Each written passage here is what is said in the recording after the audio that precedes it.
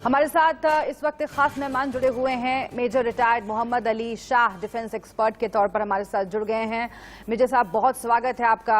और मैं आपसे समझना चाहती हूं, क्योंकि पूरी दुनिया की निगाहें अफगानिस्तान पर लगी हुई हैं।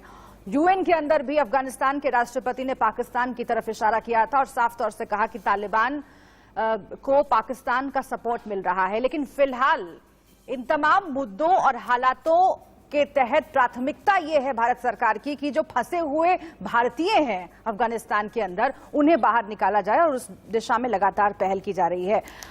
संसद के भीतर सरकार ने ये जानकारी दी थी कि करीब 1500 ऐसे भारतीयों की संख्या फिलहाल है जो अफगानिस्तान में फंसे हुए हैं। कितना जरूरी है कि अभी उन्हें निकाला जाए वहां से, क्योंकि हालात दिन पर दिन खराब हो रहे हैं। जी, बहुत जरूरी है। और आज जैसे कि हम सब जानते हैं कि पहला जहाज इंडियन एयरफोर्स वहां पर रेस्क्यू कर रही है और पहला जहाज मदार शरीफ से हिंदुस्तान आएगा। अभी 1500 हिंदुस्तानी अफगानिस्तान में हैं, जिसमें से 750 सिख हैं, 50 हिंदू हैं। और हम सब जानते हैं कि अफगानिस्तान में जो माइनॉरिटीज हैं उनके साथ क्या सलूक होता है। पिछले साल अफगानिस्तान एक अफगानी सिख से सचदेवा साहब, इनको गुरुद्वारे से किडनैप कर दिया गया था और जो वहां पे सलूक हुआ था, निशाने साहब उनके गुरुद्वारे से निशाने साहब को हटा दिया गया था। खैर, अभी जैसे कि जब आपको याद होगा कंधार में जब हाईजैकिंग हुई थी, उस टाइम पे भी हम सामने आए थे, हमने अपने हिंदुस्तानियों को वहां से रेस्क्यू करवाया था। और अभी ये बड़ा अच्छा कदम है कि हमारी सरकार वहां से इवैक्यूएट कर रही है, वहां से इमरजेंसी से वापस लेके आ रही है। और खतरा तो बहुत है, क्योंकि देखिए तालिबान ने अभी 5 डिस्ट्रिक्ट से ऊपर में उनको कब्जा कर दिया है पूरे अफगानिस्तान में।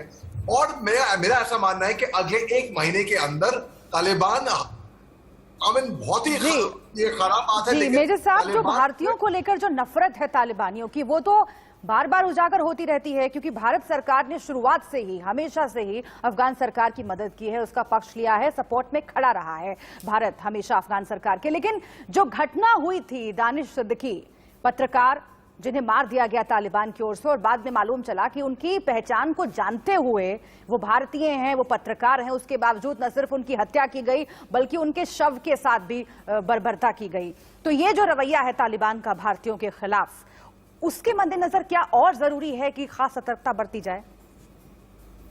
बिल्कुल 100%। देखिए, अगर उनको जब मालूम था कि दानिश सिद्दीकी की पूरी पहचान मालूम थी, उसके बावजूद भी उन पर हमला हुआ था, तो हिंदुस्तानियों के लिए तो बहुत ही खतरा है। क्योंकि पाकिस्तान अभी देखिए 10,000 से ऊपर पाकिस्तानी तालिबान सपोर्टर पाकिस्तान से अफगानिस्तान में आ चुके हैं।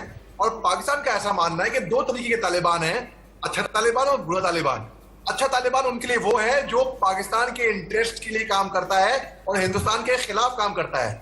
और बुरा तालिबान उनके लिए, पाकिस्तानियों के लिए बता रहा हूं मैं, वो हुआ जो हिंदुस्तान के खिलाफ काम करता है, हिंदुस्तान के साथ में काम के लिए के मतलब उनके पाकिस्तान के खिलाफ पे काम करता है। तो हमारे भारत में जो अभी जितने भी लोग फंसे हुए हैं उनके लिए बहुत ज्यादा खतरा है और जल्द से जल्द उनको निकाला जाए, और हम निकालने का प्रयास कर रहे हैं। बिल्कुल, आपने बिल्कुल ठीक कहा, आपने बिल्कुल ठीक कहा मेजर साहब कि पाकिस्तान जो है वो आतंकवाद को अपने फायदे के हिसाब से देखता है और उसकी व्याख्या करता है, अच्छा तालिबान और बुरा तालिबान। हालांकि हिंदुस्तान ने हमेशा से अंतर्राष्ट्रीय मंचों पर यह बता दिया है कि गुड टेररिज्म, बैड टेररिज्म कुछ नहीं होता। अगर इस तरह से अफगानिस्तान या फिर कोई भी मुल्क या फिर पाकिस्तान या दुनिया का कोई भी देश बांटता है आतंकवाद को, तो पूरी दुनिया के लिए खराब है और उसका हश्र बुरा होगा। बहुत शुक्रिया आपका हमसे बातचीत करने के लिए।